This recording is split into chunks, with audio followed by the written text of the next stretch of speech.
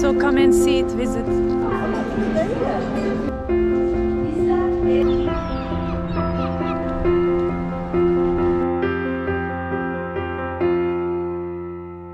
Hi everyone, merhaba, this is Ayşenur Altan. It's 8:30 in the morning. A cold December, about 4-5 degrees and raining in Istanbul.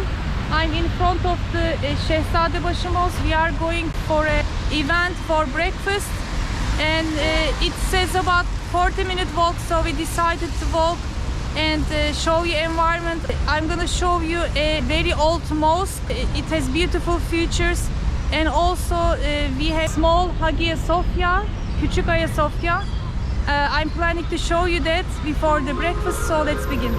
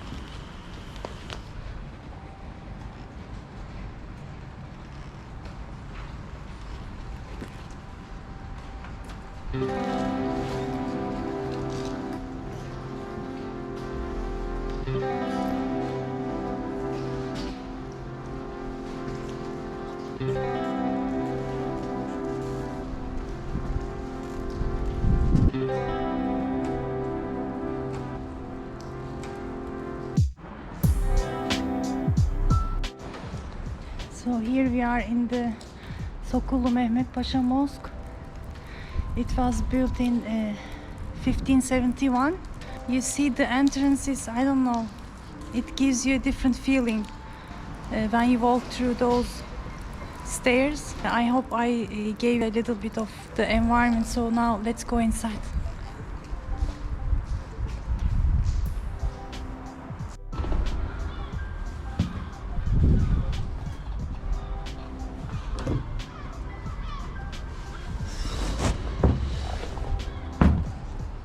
So I couldn't enter because it is closed.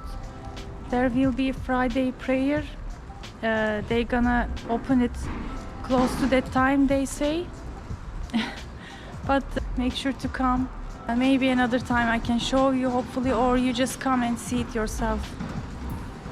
It's beautiful.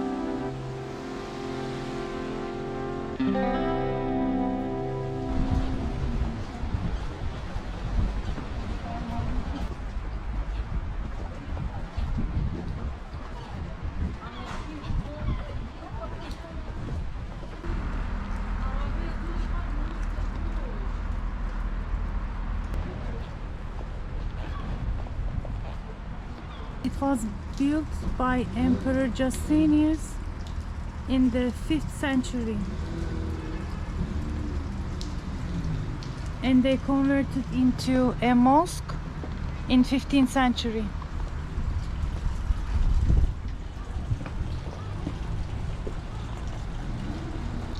I hope we can see this one.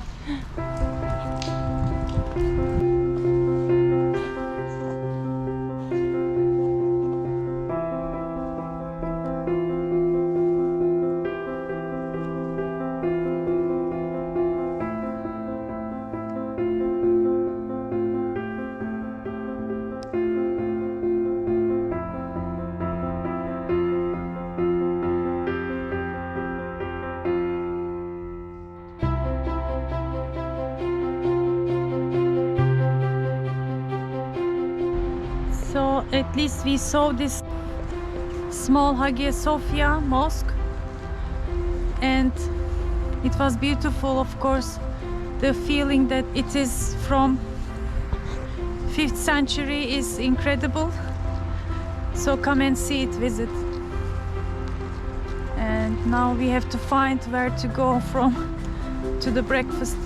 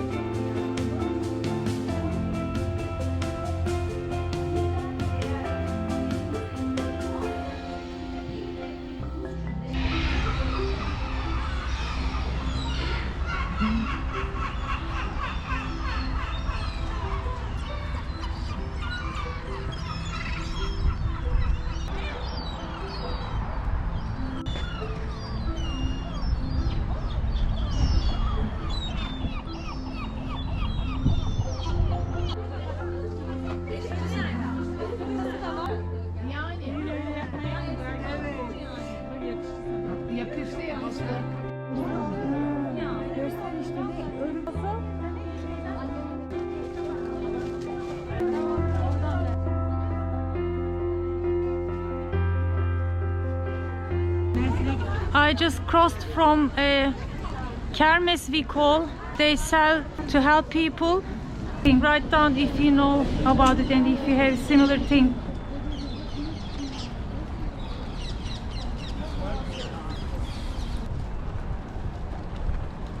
Now it's time to pray. Merhaba. Ne haber?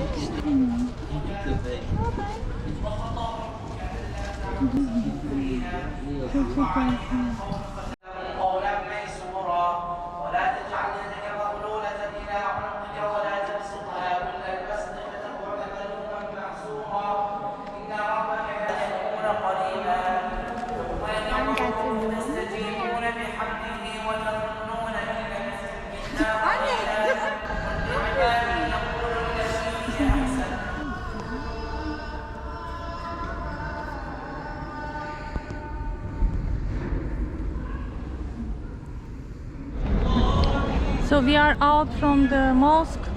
It's about almost 4 o'clock. Since I couldn't share a recipe with you, I'm gonna make live show now.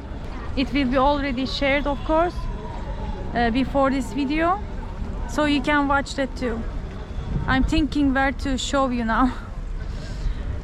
So I hope you enjoyed and see you next time.